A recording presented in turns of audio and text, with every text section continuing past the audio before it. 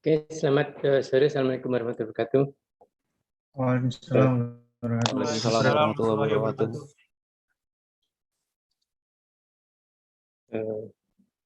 Apalagi mohon maaf kemarin Rebu nggak jadi kuliah karena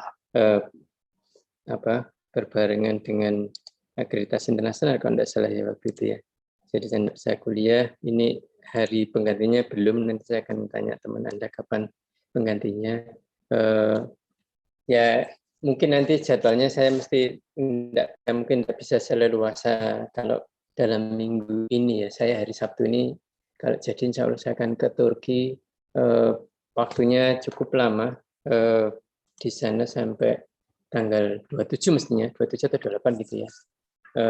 Tapi sebentar ya, sebentar.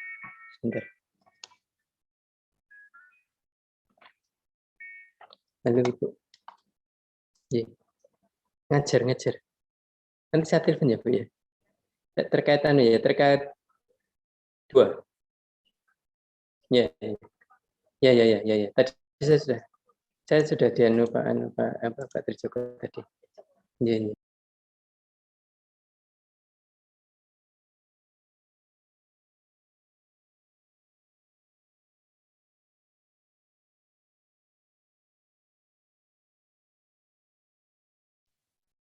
Ya, maaf. Dari Koma kita itu mau bangun Jumat ini insya Allah kalau jadi mau bangun creative working space ya, mungkin pernah saya ceritain. Ini Anda kan sudah pernah ke ITS semua ya? Sudah ya? 2005 semester 5 kan? Di Kemat itu. Di Kemat itu. Di Kemat itu akan kita bangun creative working space. Co-working space yang di tempatnya Kemat depannya GOR itu besar, lumayan besar, cukup besar lah, investasinya lumayan 2 miliar, sekitar 2 miliar gitu. Nah, mestinya Jumat ini groundbreaking, tapi kok ternyata ada peletakan gedungnya menabrak master plan atau apa, jadi harus bergeser. Jadi tadi saya sebenarnya diminta rapat dari saya sebentar, saya ngajar sebentar. Nanti kalau saya ikut sebentar, tapi mungkin saya tidak ikut rapat. Biar aja yang lain aja. Jadi saya ke Turki ini sampai tanggal 27 kan saya, 27 dari sana pulang 27 atau 28 dini hari, very early in the morning pulang. Yang agak repot itu di Indonesia itu ada karantina, jadi saya harus di karantina di Jakarta probably 5 days gitu ya. Nah itu yang agak repot, sehingga saya nanti kalau di Jakarta karantina malah bisa ya kuliah gampang aja karena di dalam kamar tidak boleh ngapa-ngapain. Tapi kalau di Turki itu karena caranya mungkin ketemu sana sini banyak kekedutaan dan macam-macam, jadi mungkin not as flexible as kalau saya di sini ya. Ya hopefully I can manage this class masih bisa seperti biasa. Oke, that's an information for you. Jadi ini kita lanjutkan last week we have discussed this thing and then we stop because of the internet. Hopefully I don't have problem with internet karena kemarin internetnya itu agak lambat gitu ya. Semoga aja ini kita tidak ada masalah dengan internet lagi. Ya, jadi as we discussed last week about the partial fraction expansion, itu adalah salah satu metode di mana kita bisa gunakan untuk membentuk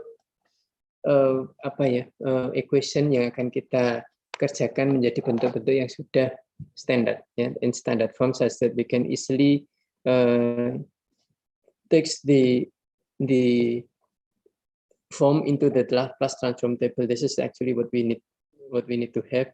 We have the proper form such that we can just take the Laplace transform from this table. Jadi kalau kita sudah bisa pakai ini, then it's much simpler for you to inverse it or to do something else. Ya. Tapi yang jelas, the idea is to have different equation becoming simpler and available from the table. Ya. Nah, kemarin ada 3 different table that we have to discuss, case 1, case 2, case 3, di mana case 1-nya adalah root ini, yang kedua root ini, yang ketiga adalah something else di sini. Ya, oke. Nah, ini apa? Kemarin I think we have discussed this last week. If I have Semoga Anda masih ingat ya. If I have this masih delay.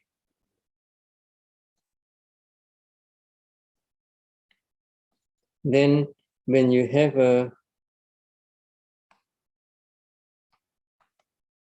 ya, jadi kalau Anda punya GS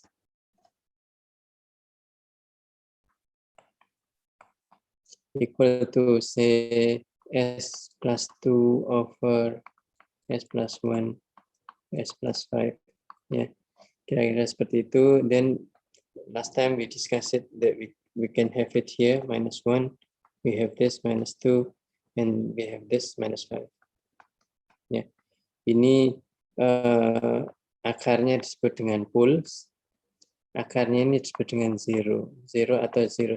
Kalau satu ya ini pole ya, pole atau poles. Ya, simbolnya ini, yang ini simbolnya gini. So this is what we are going to draw in S-plane ya, ini namanya S-plane. Ini. Nah, kemudian we have 3 cases. I have to repeat again. Case 1 itu adalah real and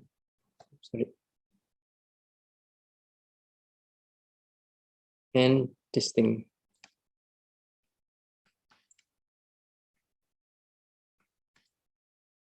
Real and distinct itu kalau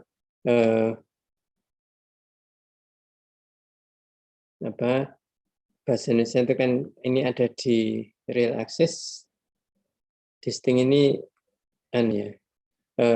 berbeda ya. Jadi seperti ini itu distinct. S plus 1, S plus 5. That's real and distinct. We have also case 2 when you have real and repeated. The example of real and repeated case, for example, yeah, we have this equal to, for example, 5. It doesn't have to be S plus something. S plus 3 square. Ya. Nah ini Anda kan punya seperti ini katakanlah minus 3 ya. Minus 3. Jadi dua-duanya ada di minus 3. This is real and repeated. Jadi ada di real axis dan dia berulang. Polesnya berulang. And then case number 3, that would be complex. Yeah. Complex or imaginary axis. Nah, kompleks itu kalau Anda punya katakanlah example-nya, contohnya. Ini contohnya bukan yang ini ya. Example-nya adalah GS equal to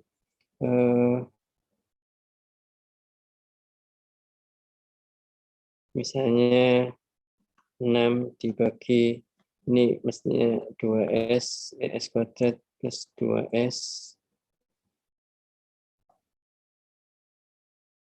plus 2S plus 2. Ya. Ini akarnya, kalau tidak salah nih, akarnya ini ya. Akarnya ini plus 1.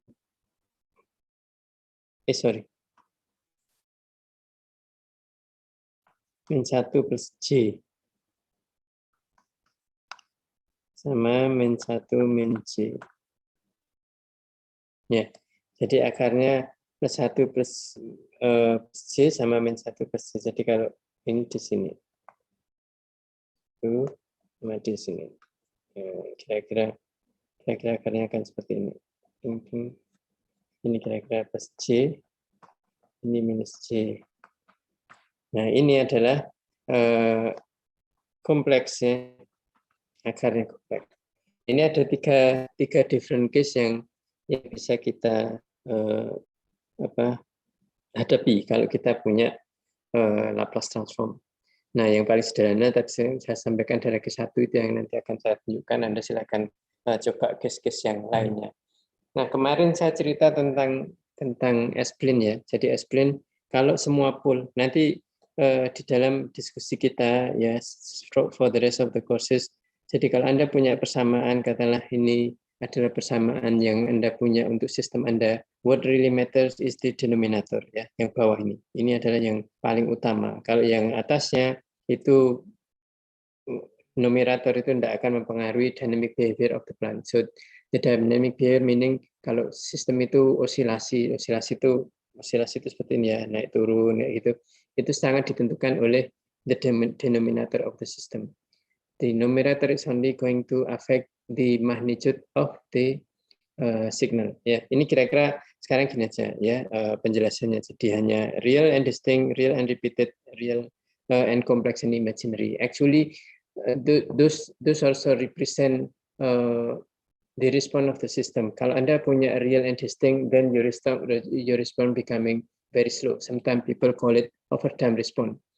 When you have a real and repeated poles, then your response is going to be so-called critically damping. Yeah, critically damping, meaning the damping is very critical or just enough damping such that you can have a faster response without having overshoot. Tapi kalau kompleks ya, di kompleks itu dampingnya kurang atau sometimes we call it underdamp.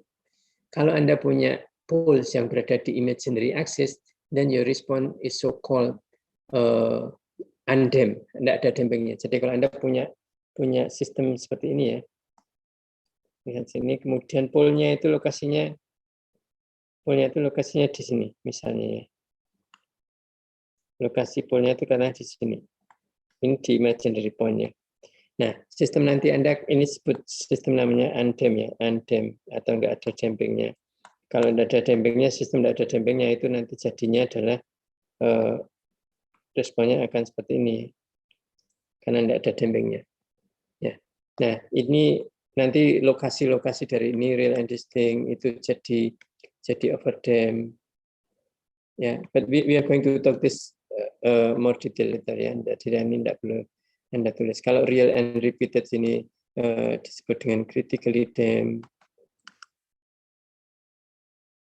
Critically damped. Oh, kalau kedekatan itu dia pindah. Critically damped. Tuh, pindah sendiri. Kalau ini, yang ini, mana tadi?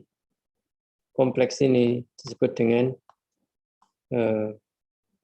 underdamp ya, underdamp. Yang satunya adalah undamp. Jadi itu adalah beberapa respon yang bisa kita miliki.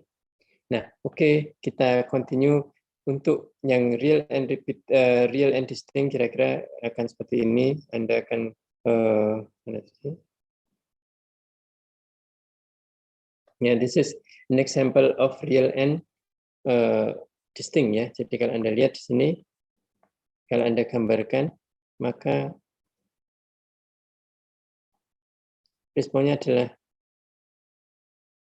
min 1, kemudian Anda punya min 4, min 1, kemudian 5, min 5. Jadi akan seperti ini ya, akan seperti ini responnya. Sendiri.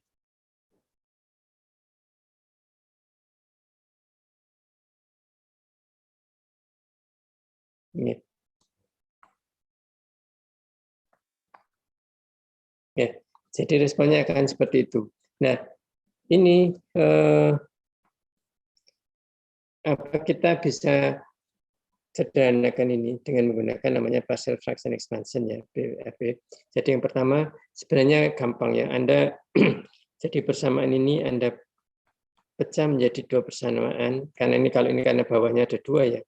Karena bawahnya itu di denominatornya ada dua persamaan, maka yang Anda lakukan adalah ya, karena ini ada dua, maka Anda punya ini satu di sini ya.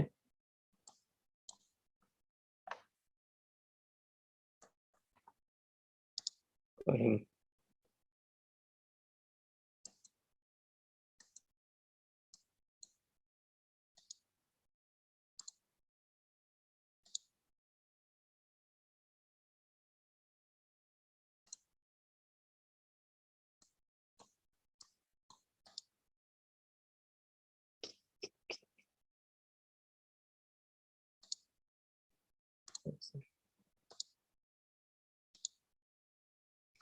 Ya, jadi ini kan ada 2 di sini ya, S+1 dan S+4, maka ini kita pecah menjadi 2 dengan yang di atasnya adalah, ya, di sini adalah alfa 1 dan alfa 2. Ini apa terserah, ini cuma penamaan aja, Anda mau kasih alfa 1, alfa 2 berapapun terserah. Kalau kita punya 3 misalnya ya, Anda punya S+5 dibagi katakanlah S+1, S+3, kemudian S+6, maka Anda akan punya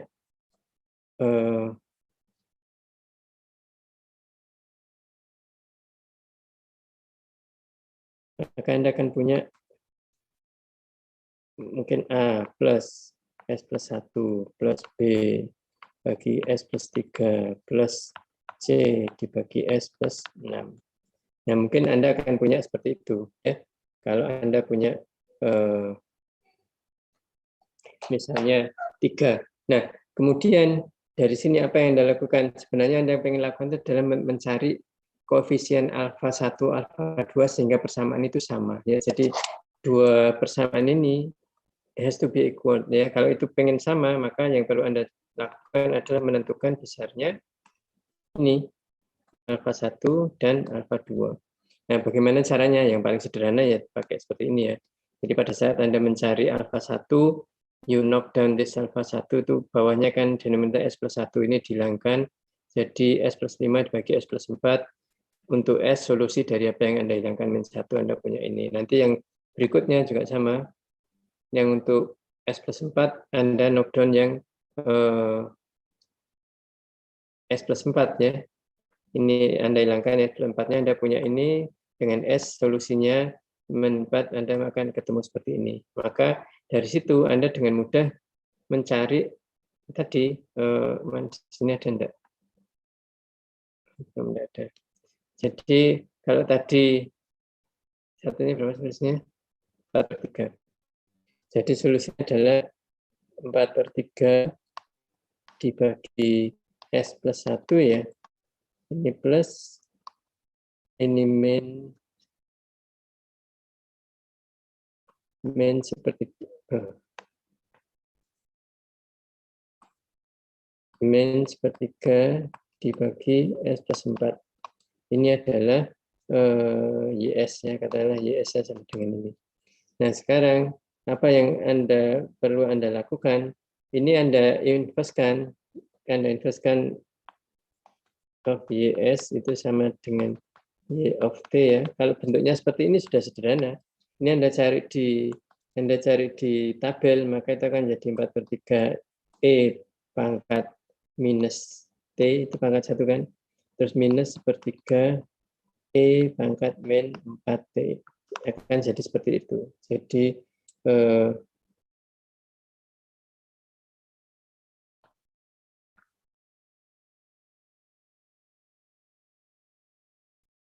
jika sudah bentuknya seperti itu, sederhana ya.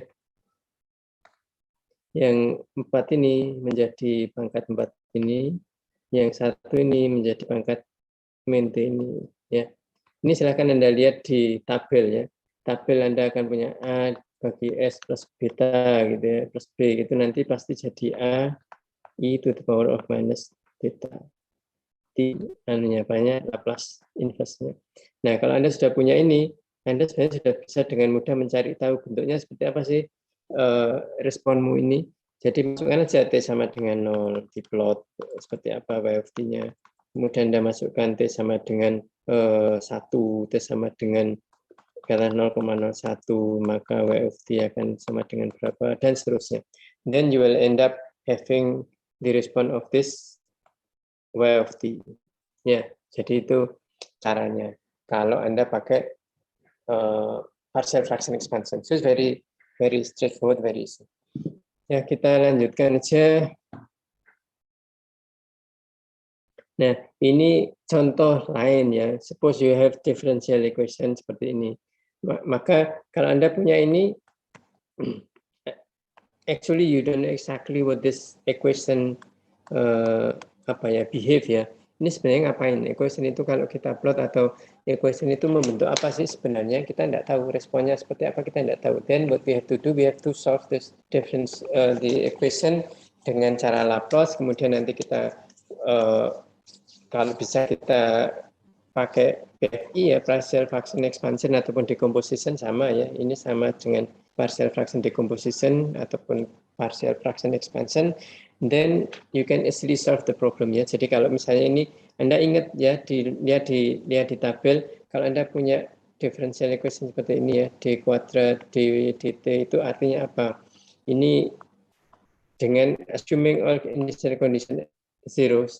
Kalau tidak diketahui, assuming zeros. Tapi kalau diketahui, then you have to include those initial condition into the equation ya. Jadi ini akhirnya jadinya seperti ini. Then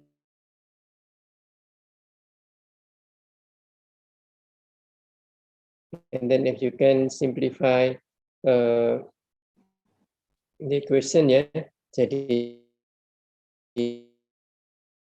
ini Anda bisa jadi adalah punya seperti ini persamaan ini. Nah, kalau persamaan seperti ini maka Anda dengan mudah bikin ini. Ya. Ini maka Anda bisa cari tadi. Kalau Anda mau cari alfa 1, S-nya hilangkan spread ya. Ini dengan solusi sama dengan 0, maka Anda akan punya alfa 1. Kalau Anda nanti S plus 1 ini hilangkan. Ya, ke S plus 2 ini hilangkan dan seterusnya dengan solusi masing-masing. Nah, nanti Anda akan peroleh alfa 1, alfa 2 itu jadi seperti ini, sehingga persamaan tadi bisa Anda tuliskan seperti ini. Ya. Very straightforward, very simple. Nah, dari sini Anda cari Laplace inverse-nya, ya ini Anda inverse-kan ya, Anda inverse-kan YS itu, Anda akan peroleh Y of T seperti ini. Ya. Nah, ini akan Anda peroleh seperti itu, maka final value theorem-nya ya, Anda akan kemana dari final value theorem. Kalau Anda suruh cari final value theorem-nya, kira-kira berapa Fs pada saat T infinite, Anda bisa masukkan T infinity. Maka Anda akan punya Y sama dengan 2/3 ini. Karena ini dengan T infinite, dia akan menjadi 0, dia menjadi 0, dia menjadi 0. Nah, ini finite value theorem. Anda bisa juga pakai teori finite value theorem bahwa kalau Anda sudah punya ini ya, Anda sudah punya persamaan ini, pakai finite value theorem itu bisa YS itu sama dengan limit S0 Y of T ya, ini sorry. SYS ya, ini bukan YS. Ini adalah Y of T ya. Itu sama dengan final value-nya adalah seperti ini. Jadi masukkan S-nya berapa, di sini ya, masukkan S-nya sama dengan 0. Kalau Anda sudah persamaannya mana? Bukan persamaannya ini. Sorry, persamaannya ini. Ya, persamaannya ini Anda masukkan tadi SYS, ya, limit S goes to 0, SYS. Ya, Anda masukkan ke persamaan ini, maka nanti S-nya dengan ini akan coret, ini semua 0, 0, 0, ya. Nanti Anda akan mempunyai solusi sama dengan 2/3 ini. Ya. Jadi bisa pakai itu, bisa pakai limit T masukkan T-nya tak hingga. Itu akan memberikan Anda final value theorem atau final value where the system T approaches infinity ataupun pada saat dia sudah kondisi stable gitu ya. Nah, ini di MATLAB sebenarnya ada, cuma nanti kita buka nyoba MATLAB-nya besok saja, nggak usah sekarang. We can see the MATLAB next time. Ini saya ingin melanjutkan ini example. You can try this. Tapi ini perlu saya jelaskan ini, silakan Anda coba dulu ya. Saya ingin menyampaikan ini. FRS is unit step input. Nah, input itu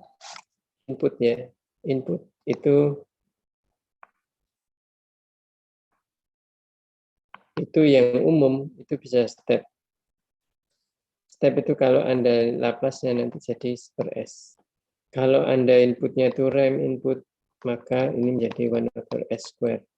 Kalau Anda punya parabolic input, maka Anda punya 1/s³. Ya, ini yang perlu Anda perhatikan, 3 inputan yang perlu kita perhatikan ya, 3 ini. Nah, artinya apa? Artinya Anda di dalam problem yang Anda jumpai, Anda lihat kira-kira inputnya apa. Kalau inputnya RAM, maka input nanti U of T-nya harus Anda rubah menjadi 1/s. Kalau itu step, maka itu menjadi 1/s. Kalau itu parabolik menjadi 1/s³. Itu kuncinya. Jadi ini RS tergantung apa. Ini dibilang unit step, maka dia nanti 1/s. Kalau ini misalnya bukan step, misalnya RAM input, maka ini jadi 1/s². Kalau ini parabolik, maka ini jadi 1/s³. Ya. Jadi itu kira-kira yang membedakan antara step input dengan yang lainnya. Nah, ini di sini kebetulan case-nya adalah step input. Jadi silakan Anda coba ini ya. Ini silakan Anda coba sebentar, saya akan pause sebentar. Probably you have 5 minutes, probably 5 minutes, then we can discuss the result.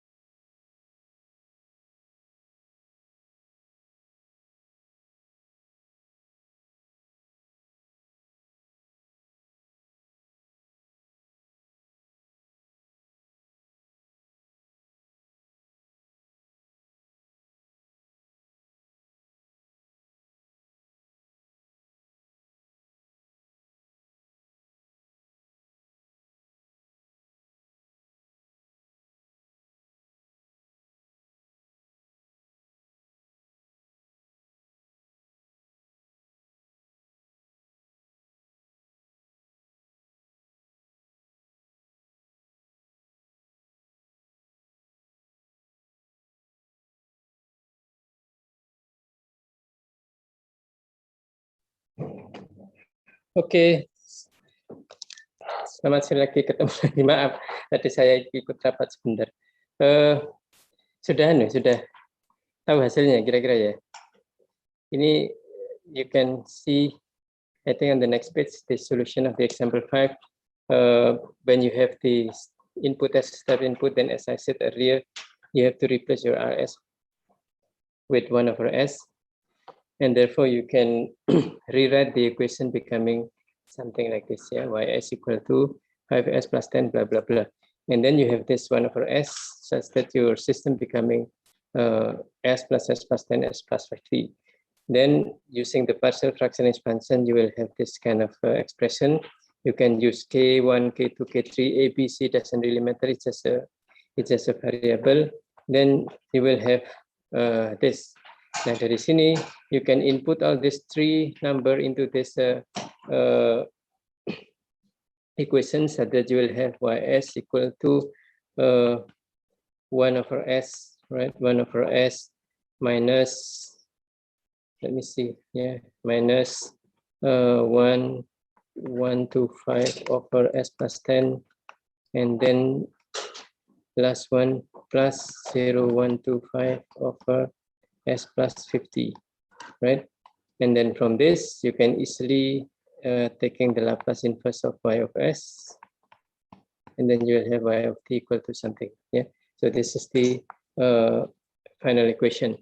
When you are asked to find the final value theorem, you can easily, after you have this Laplace transform y of t, you can input t equal to infinite, and then you can just input the t, this becoming 0, this becoming 0, then you have y of t equal to 1. That's the final value theorem. Or you can actually, as I said earlier, you can use this limit s goes to 0 s ys, right? So when you have this equation, then you will use this limit s ys, this is your ys, and then you end up having this solution. The answer will be this exactly the same. Either you use this y of t or you use this finite value theorem. Both result the same answer. Yeah. Jadi ini kira-kira seperti ini. You can try the other partial fraction expansion when you have your root real and repeated, or your root complex. Ya, silakan Anda coba. Then I continue to this 5 now. I continue to this modeling of the system. Ya, jadi the Laplace transform you can read by yourself and see. Hopefully you won't have any problem.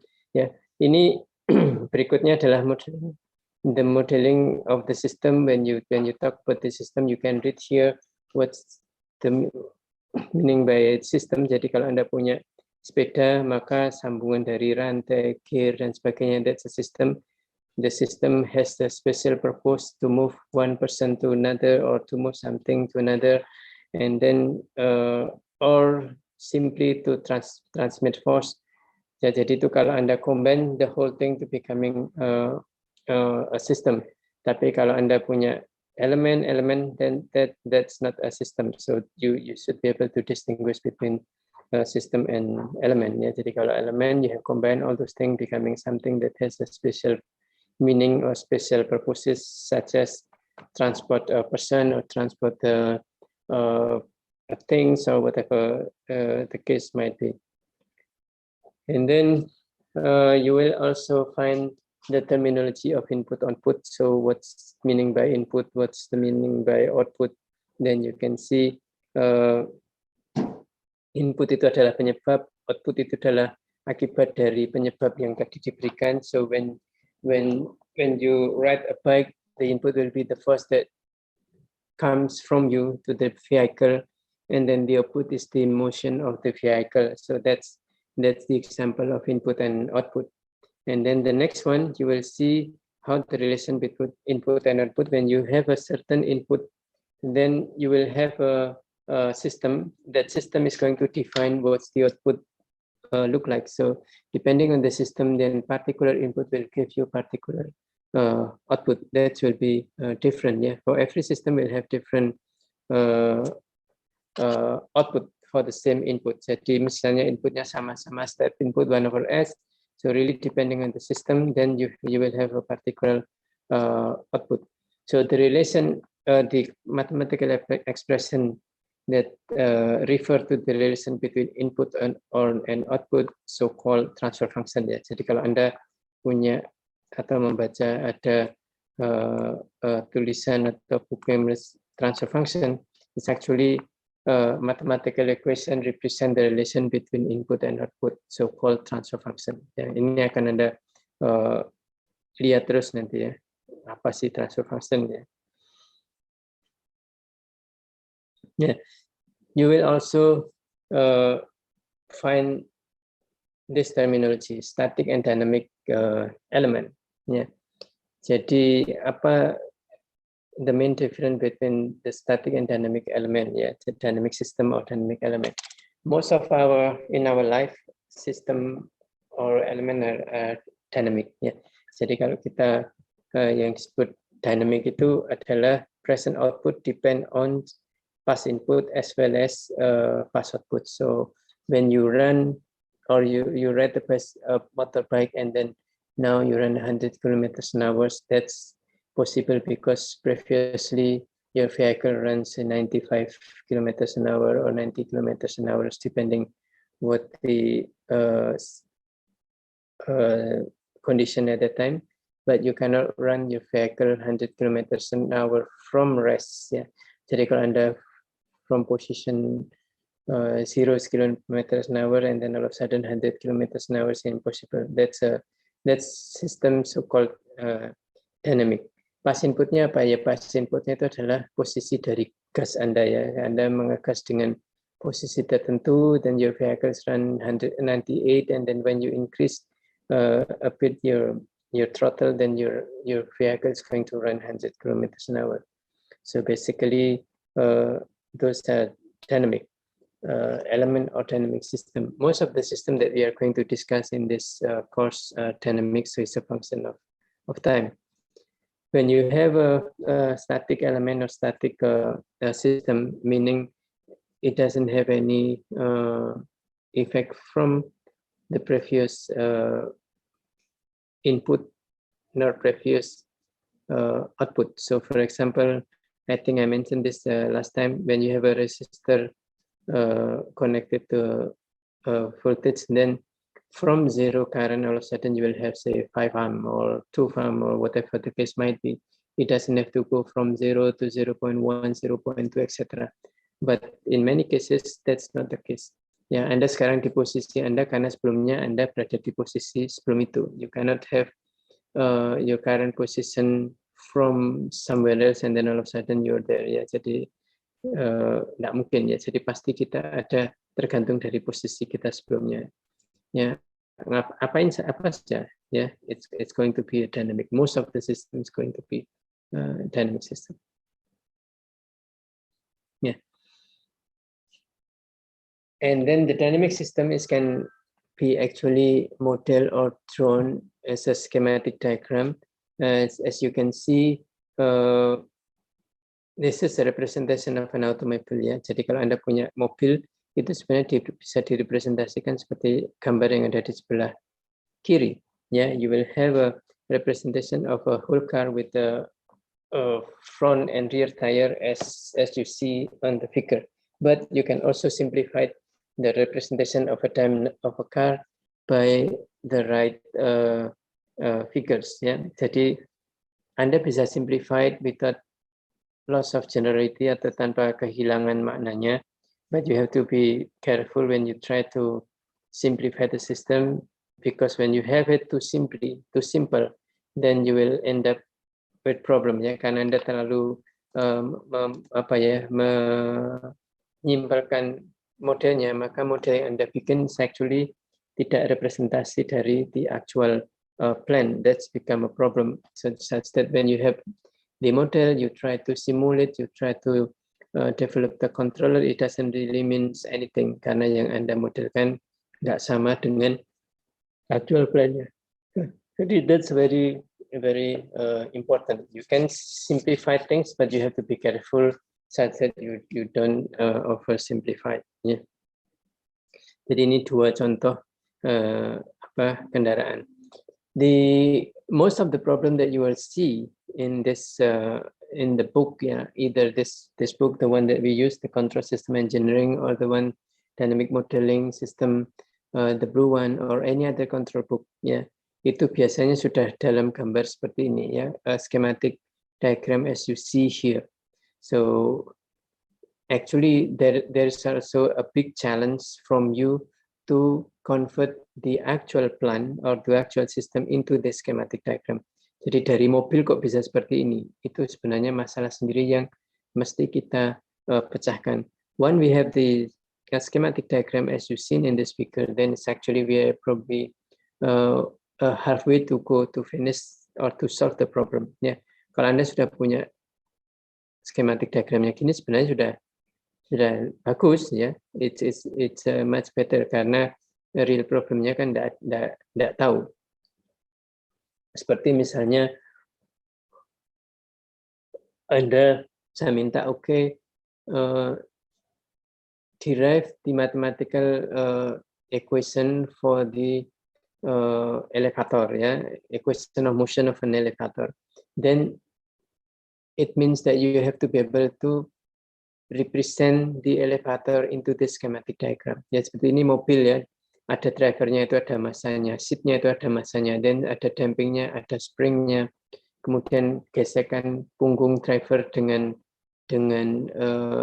kursinya. There's also seat back friction. You can for sure you can neglect those things, but we assume if there's nothing in there, then meaning you make an assumption. The more assumption that you have, then actually the further away from you are from the real plan. Okay, and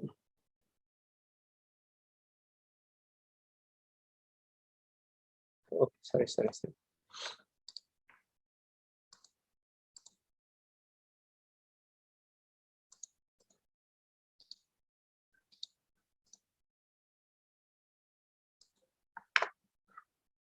You will have something else. Let me see. Wait.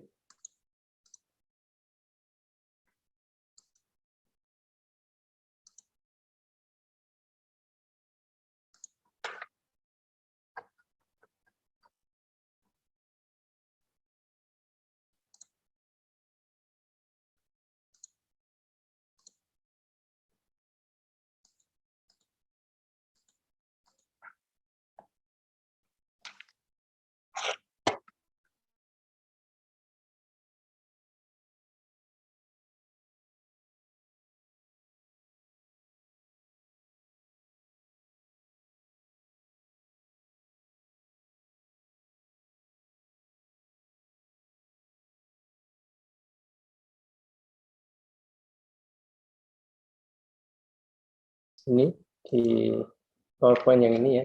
Jadi this is the one that I showed you earlier. Ini contoh-contoh lain, ya, contoh-contoh lain dari sistem yang bisa Anda rubah menjadi schematic diagram as we saw earlier. So as you can see here, ya, jadi kalau Anda punya seperti tadi saya sampaikan, this is a representation of tires, and then this is the springs, and then the stamper. You have a tie rod. You have this sort of etc. Nah, dari sini Anda berubah ke schematic diagram.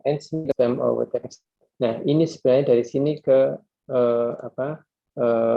schematic diagram itu adalah PR sendiri yang harus kita selesaikan.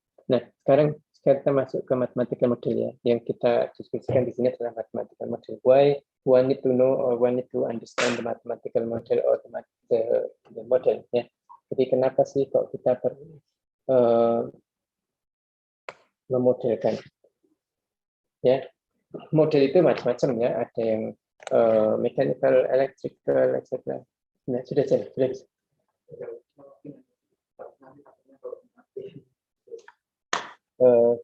Berapa lama?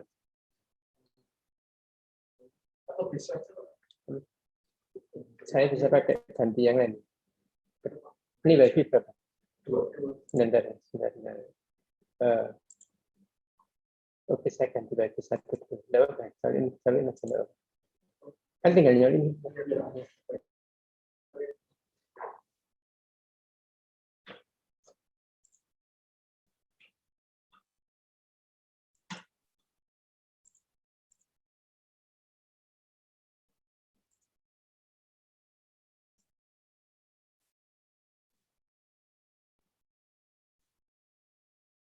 Dan ini wifi-nya diperbaiki.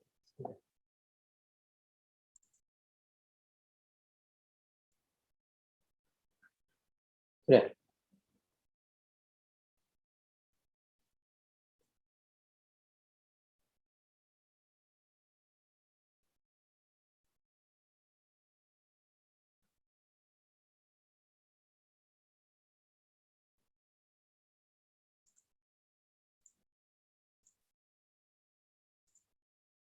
Oke, ini saya pakai wifi satu dulu.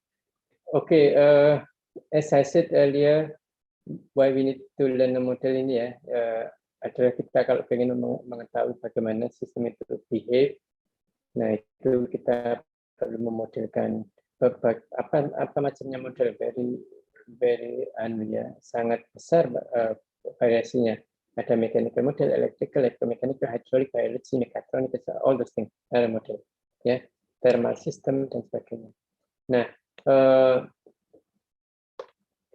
jadi yang pernah saya sampaikan yang lalu ya, kenapa kita mempelajari model adalah kalau kita ingin salah satu yang cara termudah, tercepat, dan termurah kalau kita ingin mempelajari sesuatu adalah dengan memodelkan. Tentunya tidak terus terlalu banyak asumsi, karena kalau terlalu banyak asumsi maka nanti model kita terlalu jauh dengan realnya. Tapi kalau model kita baik, ya insya Allah kita bisa gunakan model itu untuk menganalisa macam-macam. Nah, ini biasanya model itu digunakan untuk apa ya? Untuk input-output relationship, untuk Laplace transform, untuk mendesain controller, kemudian untuk simulasi. Jadi as a controller designer or as a controller engineer, when you are asked to design a controller for a particular system, then what you have to do first is to model the system. When you have the model, then you can actually learn how the system behaves, and then you can actually design the controller according to your requirement. When you have the requirement fulfilled, then you can actually use that controller and try to implement it in the real time. Yeah. However, the successful of the implementation of the system in the real time, it really depends on the model that you develop. Once you have a good model, then you can easily implement those things in a real application. But the further away your model from your system, your actual system, then the more difficult for you to actually implement your design controller into the hardware. Yeah, that's very important for us to understand that we can model everything, but we have to be careful when we model something. Otherwise, we won't be able to mimic the actual system. So when you talk about the model, you can actually have three different kind of model. Ya. Jadi ada tiga sebenarnya model itu secara umum ya. The first is actually mental, intuitive, or verbal model. This actually model that is ada di dalam benak kita, the one that is available in our mind. So when you ride a bicycle, or you ride a motorcycle, or you drive a car, it's actually each of you, every one of you has different model. Therefore, each of you has different response toward something. Ya, jadi kalau misalnya satu naik sepeda motor, begitu ada orang nyebrang, one of you might respond much better than the other. Ya, mungkin satunya nabrak, satunya jatuh, satunya bisa merespon. Itu kenapa berbeda-beda, karena every one of you has your own system or has your own model in riding a bicycle, in riding a motorcycle, in walking, in anything. So that's basically mental or intuitive or verbal model. this usually comes with the experience. The more experience that you have, the better the model, the more complex the model that you have, such that you can have a better response to an input or disturbance or anything. So it's basically something like that. So different person will have different model result in different response to whatever the one that you are doing. And then the second model, we call it graph or table. So this is actually a model in the form of graph or in the form of table. We assume that all the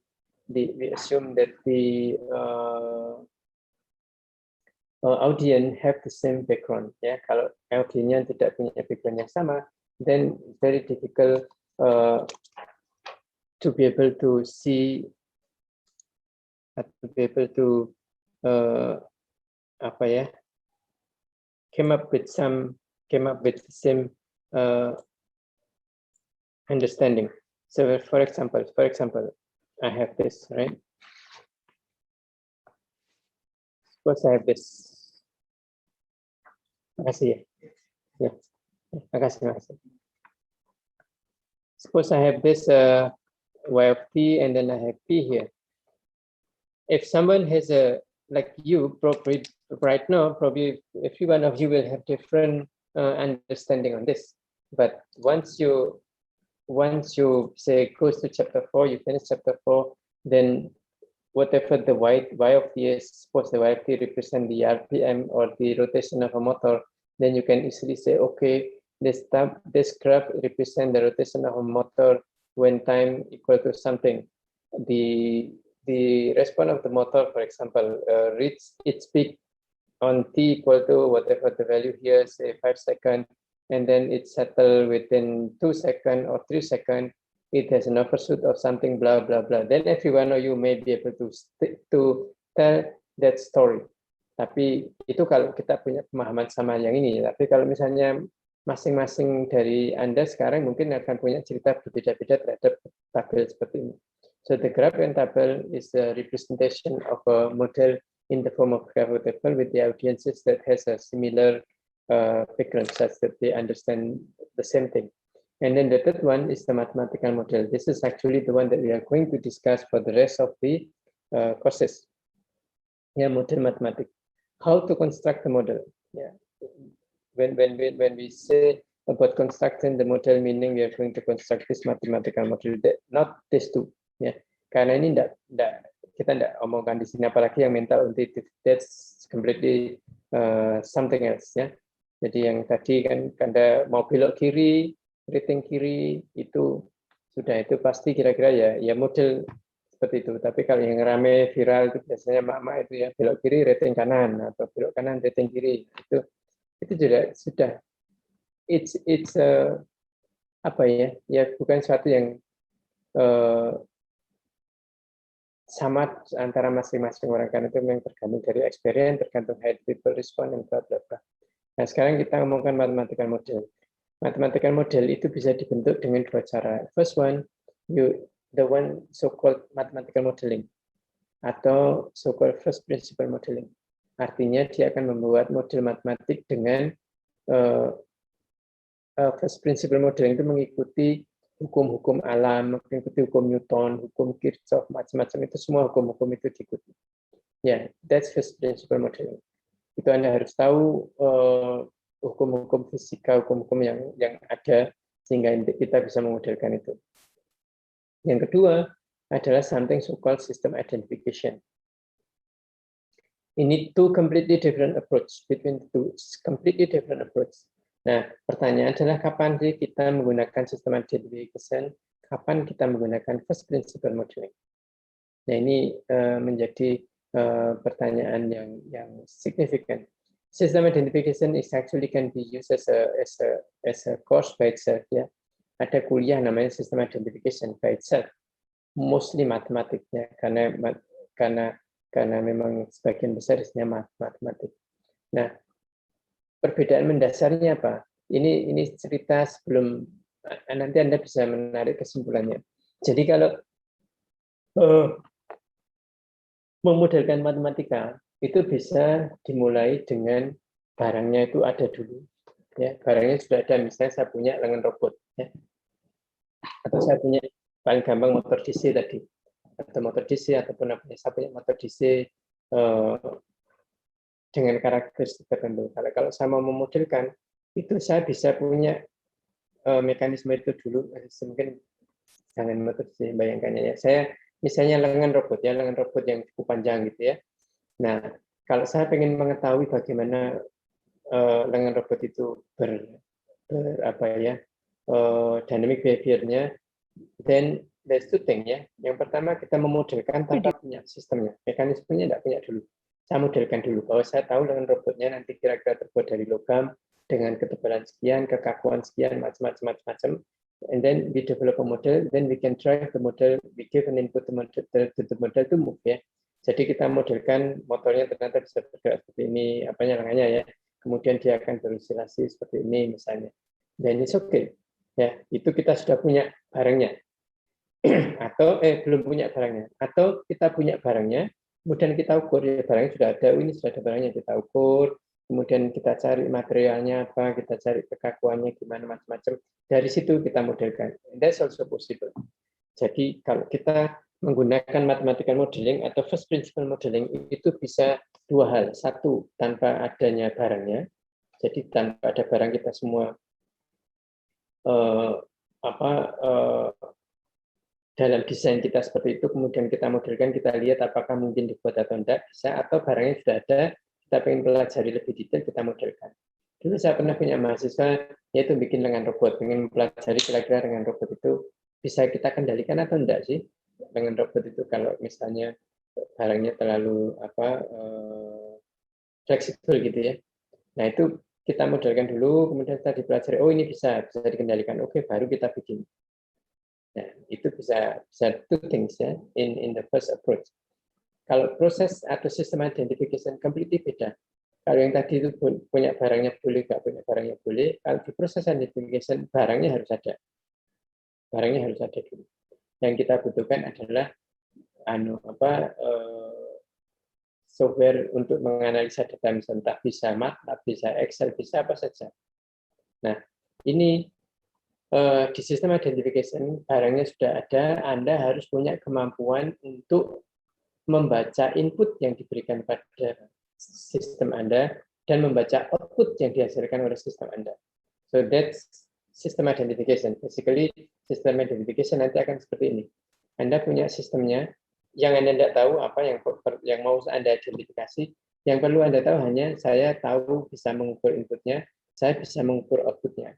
Dari situ saya akan cari hubungan input dan output sehingga saya akan memperoleh sistemnya. So that's system identification. Barangnya harus ada. Kalau tidak ada barangnya, tidak bisa. Karena kita harus punya data input, kita punya data output. Data input gampang. Saya ingin misalnya inputnya nanti 5 volt ya sudah, inputnya 5 volt. Tapi outputnya seperti apa itu sangat tergantung dari sistemnya. Jadi kalau sistemnya apa ya ini outputnya akan berbeda. Kalau 5 volt itu saya kirim ke heater yang menyalakan timer heater on off gitu. Nah, outputnya bisa saja temperatur dari sistem. Tapi kalau sistemnya ini katakanlah motor DC putaran input 5 volt mungkin outputnya jadi 1000 rpm. Jadi sangat tergantung sistemnya. Sistemnya apa? Saya tidak tahu. Pokoknya kita diberitahu inputnya silakan ini dibaca, outputnya 2 kabel ini silakan dibaca. Outputnya ini representasi katakanlah kecepatan gitu ya. Sudah, saya tidak perlu tahu detail motornya seperti apa. Yang perlu saya tahu adalah outputnya itu adalah kecepatan. Then I can easily derive the equation that represent the relation between input and non-output when I use the system identification. Ya, jadi Anda tinggal collect data input, Anda collect data output, Anda pakai MATLAB, Excel atau apa nanti ada caranya, Anda bisa dapatkan modelnya.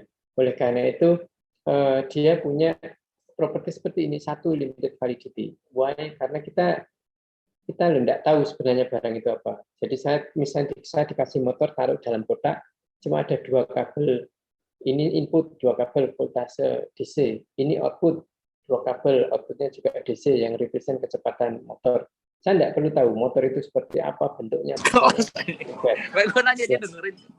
The most important thing is that I can get the input and the output of the system, then I can easily model it. Nah, ini sangat terbatas validitasnya. Kalau saya punya motor 0 sampai 24 volt inputnya ya, saya running testnya cuma 0 sampai 5 gitu ya, yang 5 sampai 24 tidak pernah saya coba. Saya tidak bisa sebenarnya bilang bahwa ini valid untuk semua range, tidak boleh, karena ini hanya berlaku di range di mana kita ngetes tadi. Kemudian little physical insight, karena apa? Karena kita tidak perlu tahu. Saya dikasih kotak, pokoknya ada 2 kabel input, 2 kabel output, sudah. Saya tidak perlu tahu di dalam kotak itu apa. Itu motor, oke. Motor seperti apa? I don't care. Nah, ini repotnya little physical insight, meaning kalau ada perubahan di sistem itu, then we don't know the impact of the changes to the output. Jadi misalnya heater ya, heater saya pasang heaternya itu 300 watt, 300 watt, 300 watt. Kemudian saya cari inputnya sekian, saya baca outputnya. Kemudian ada orang tanya, itu kalau heaternya saya ganti 500 watt, efeknya apa ya? Saya tidak tahu. Kalau Anda mau tahu, kasih saya heater 500 watt, saya pasang, saya tes lagi. Saya ambil lagi data input dan data outputnya. Nanti saya running lagi di software untuk tahu relasinya. That's the problem. Jadi we have no physical insight whatsoever to the system that we are going to model. Tapi kalau kita pakai first principle modeling tadi, kita tahu persis karena kapasitas dari heater kita masuk ke dalam persamaan, material dari heater mungkin kita masukkan, kemudian konduktivitas panas dari barel kita masukkan, plastiknya apa kita masukkan, semua every single parameter yang ada harganya bisa kita masukkan di dalam pemodelan, makanya jauh lebih sulit. Tapi once you get the model, it's very easy for you to understand what's the effect of the changes on every element on the system. Tapi kalau ini tidak tahu, heater diganti, oke, kasih saya heaternya, saya run lagi, saya tes lagi. Motornya diganti, kasih saya motornya, saya run lagi. Kalau tidak edit, saya tidak tahu hubungannya. Relatively easy to construct and use. Ya, ini benar ya, karena sekarang itu kan kalau gini memodelkan matematik, one have to understand the mathematical behind it, one has to understand how to model properly dan sebagainya. Tapi kalau yang ini, yang penting adalah dia bisa mendapatkan data, memperoleh data, dan menganalisa tadi yang sangat simpel. Jadi relatively easy. Apalagi kalau data ini sudah ada, ini data input, ini data output. Sudah, saya tidak perlu tahu yang saya modelkan itu apa, saya bisa dapat hubungan input output tadi. Kalau pakai sistem identity design. Tapi ya ini tadi, meskipun itu sangat gampang, bukan full proof ya, full proof artinya tidak mungkin salah, ya tetap ada salah karena appropriate model structure itu must be found. Kalau Anda pakai MATLAB, there's hundreds of different model that might be available in MATLAB. Yang paling top misalnya autoregressive exogenous atau ARX model itu sangat banyak digunakan, tapi itu linear model. Nah, kita mesti milih linear model pun kita milih kira-kira order berapa, order 1, order 2, order 3, 4, dan seterusnya. The higher the order, the better the response, but the more challenging the computational effort. Jadi biasanya orang pakai order 2 sudah cukup ARX model. Ada namanya Karima model ya, ada namanya moving average model, macam-macam. Kemudian there's no perfect data in real life. Ini perfect data ini data yang halus, bagus, itu tidak ada. In real life, all data itu spaghetti, macam-macam gitu. Nah, itu kadang-kadang ada data yang memang tidak bisa diperbaiki untuk dimodelkan. That's become a challenge. Ya. Nah, kalau data itu bisa saja no perfect data, atau yang terakhir itu tidak ada, kadang tidak bisa kita mengukur signal, ada signal tertentu yang tidak bisa kita ukurnya karena memang sistemnya tidak memungkinkan. Anda kan sudah ngambil manufacturing ya. Kalau misalnya Anda melakukan proses bubut ya, lead proses, Anda ingin tahu berapa temperatur pahat real time, tidak bisa. Ya langsung direct measurement tidak bisa. Karena apa? Karena ketutupan pendinginnya, ketutupan gramnya, macam-macam, tidak bisa, sulit, sangat sulit, atau mungkin bahkan impossible. Apalagi kalau tadi pakai pendingin, pasti tidak bisa langsung ke sana. Jadi yang kita lakukan, misalnya pahatnya dipolongi, kemudian masukkan pahat, nanti kita modelkan kalau di sini 300, artinya di ujung pahat 500, gitu-gitu. Tapi sangat tergantung dari model lagi. Jadi sometimes very difficult or impossible to measure some variable of signal ya, sometimes. Nah, kalau itu ya tidak bisa diapa-apakan. Ya, tadi no perfect real data. Saya tuh pernah dulu waktu sekolah ya, saya mau ukur, sebenarnya saya cuma pengen ukur temperatur dari fluorid atau temperatur waktu itu dari air yang digunakan untuk mendinginkan injection molding ya. Pada saat semua belum jalan ya, saya ukur semua manis bagus, datanya halus gitu. Begitu motor itu saya nyalakan pompa itu, datanya sudah spiky, tidak karu-karuan. Jadi kadang 200 derajat Celcius, kadang 0, kadang 150, minus 5, sudah nggak bisa diapa-apakan. Dan itu sangat random ya. Datanya sangat acak. Nah, ini repotnya. Saya kasih filter, tidak bisa. Saya kasih filter itu bisa hard filter atau soft filter pakai software, tidak bisa, macam-macam. Saya ganti kabelnya, yang ini, yang itu tidak bisa.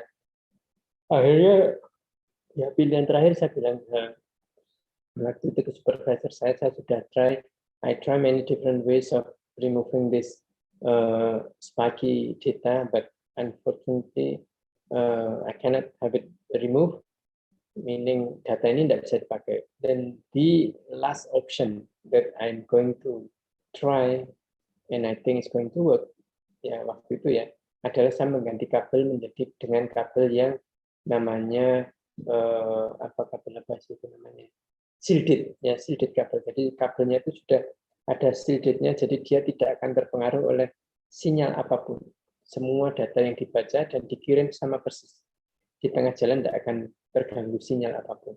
Kalau yang tadi kabel-kabel yang lain tuh kita backup 0, karena itu yang termokopel ya, kan cuma 0, berapa milivolt gitu. Kecil sekali milivolt. Begitu dikirim sudah tidak kecampuran macam-macam, dikubur di bawah.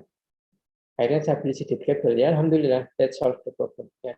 Jadi sometimes data itu memang sulit, tapi kita bisa solve the problem. Tapi yang sebenarnya masalahnya itu kalau di sini itu jadi masalah karena kabel yang saya pakai itu panjangnya mungkin 1,5 meter atau enggak 2 meter ya. Tapi harganya mungkin waktu itu $2.000. Kabel itu ya, 1,5 meter kabel itu $2.000 kalau tidak salah.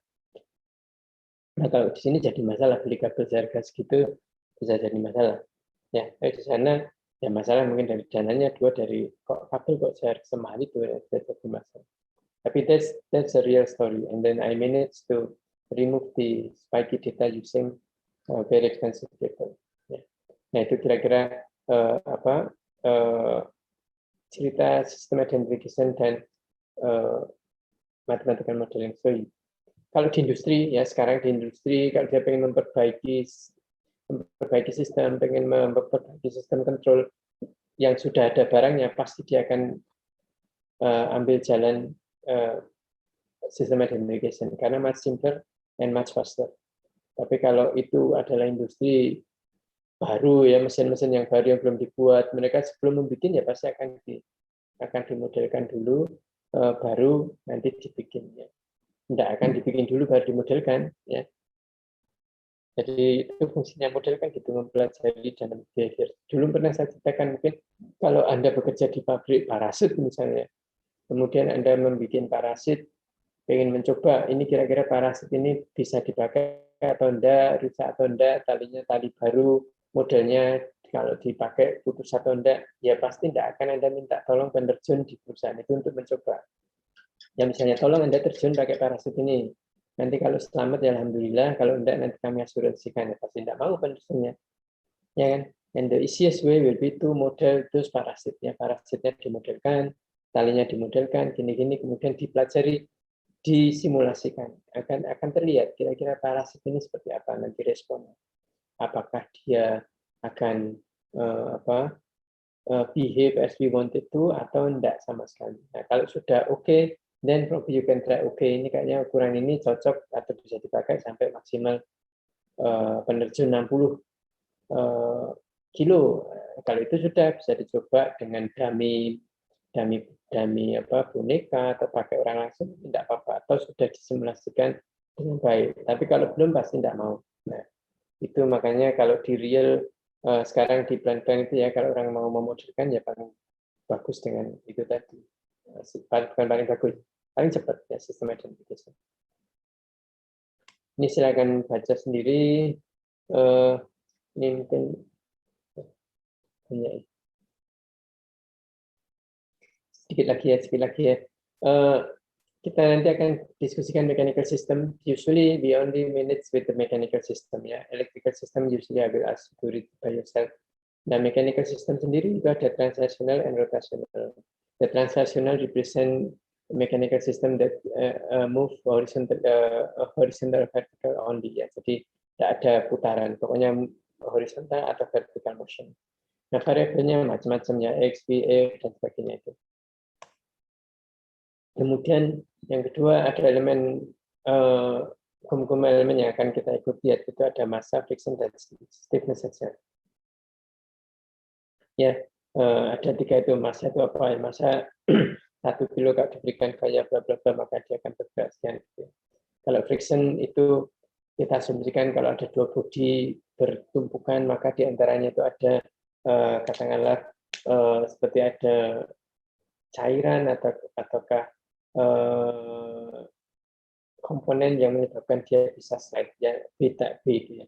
Jadi kita ada viscous friction, ada damping coefficient gitu ya. Nah, itu akan menyebabkan adanya frictional force ya. Jadi kalau antara dua media tadi semakin dia viscous friction-nya semakin damping coefficient semakin besar, maka dia akan semakin sulit untuk digerakkan, ya, sehingga frictional force-nya akan semakin besar. Ya. Nah, itu bisa ditunjukkan sebagai dashboard itu ya. Jadi kalau viscous fluid, viskositasnya semakin tinggi, dia akan semakin sulit bergerak. Gambarnya seperti ini. Ya. Kemudian stiffness, kekakuan, itu disimbolkan dengan spring ataupun gas. Ya. Kalau di sini tadi besarnya frictional force F itu adalah B damping koefisien kali dengan kecepatannya. Itu nanti Anda harus buka bukunya ya. Di sini tidak satu, Anda harus buka bukunya. Jadi F sama dengan B kali X dot atau B kali B. Kalau di sini nanti Anda tahu gaya yang disebabkan oleh spring itu adalah FK kali X ya. Jadi K-nya konstanta bekas kali X-nya adalah displacement-nya. Ya. Nah, ini gayanya. Jadi itu nanti yang gaya-gaya akan muncul kalau Anda menganalisa mathematical mechanical system. Ya. Jadi besarnya K itu apa? Kalau di sini ya, besarnya K atau konstanta bekas itu tentunya kalau ini spring, ya dia pasti akan berbanding lurus dengan modulus elastisitas dari springnya. Jadi kalau modulus elastisitasnya semakin tinggi, maka konstanta bekasnya akan semakin besar juga. Kemudian berbanding lurus dengan cross sectional area. Jadi kalau Anda punya spring, Anda punya bekas, semakin besar penampang springnya, itu akan semakin kaku springnya, semakin sulit untuk didefleksi. Tapi dia akan berbanding terbalik dengan panjang springnya. Spring itu kalau semakin panjang, semakin mudah dia didefleksi.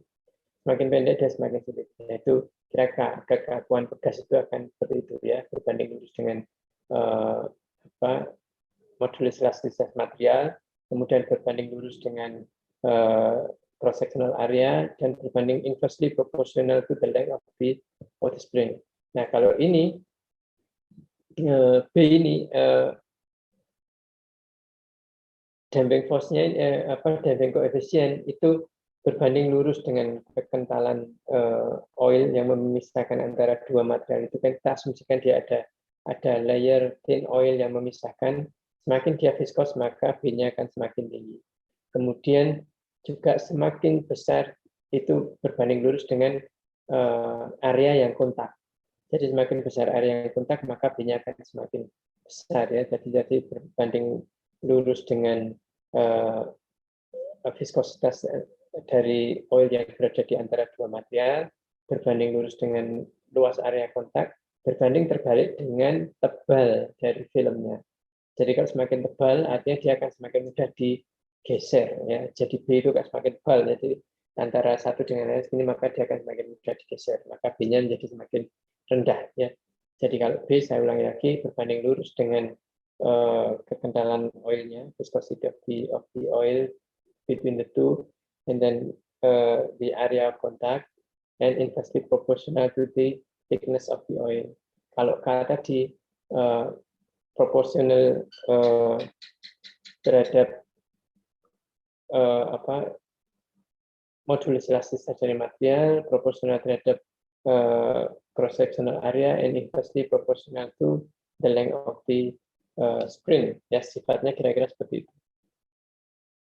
And then we also have ini satu lagi di sini hukum yang akan kita gunakan, interconnection law. Ini ada namanya D'Alembert law. Ya, D'Alembert law itu actually similar to the Newton's law, ya. Jadi kalau Anda dulu punya Newton's law seperti ini, sigma gaya-gaya sama dengan M kali A, ya.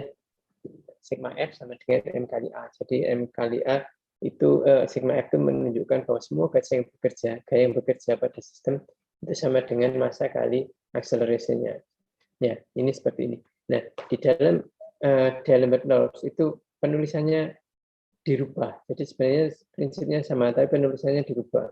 Jadi sigma F semua ini dikurangi dengan MA sama dengan 0. Jadi ini mean difference between two. Ya. Nah, di sini kita tuh pengen menunjukkan bahwa ini sebenarnya ada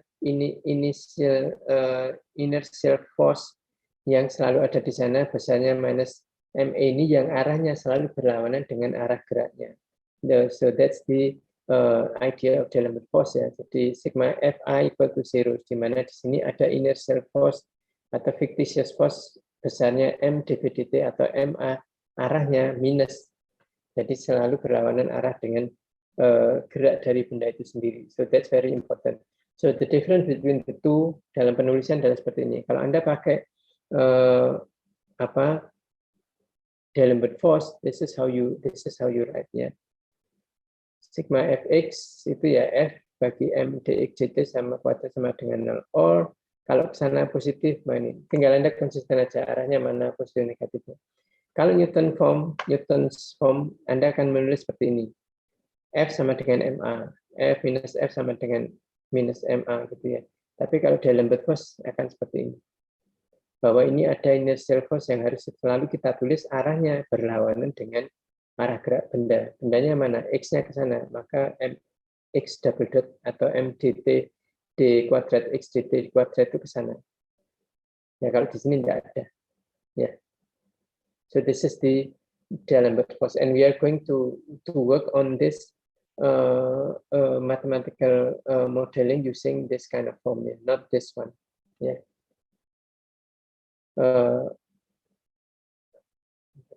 Mungkin itu dulu, ya. Ini sekarang sudah maghrib, ini sudah jam 5.40. Kita selesaikan sekarang 5.50, ya. Kita selesaikan sekarang. Tolong Anda baca dulu sampai selesai yang mechanical ini, ya, yang translasional. Nanti mungkin Rebu kita cepat-cepat saja translasional, kita diskusikan problem gitu, kemudian kita ke rotational mechanism. Ya, saya kira itu dulu dari saya. Selamat sore, assalamualaikum warahmatullahi wabarakatuh.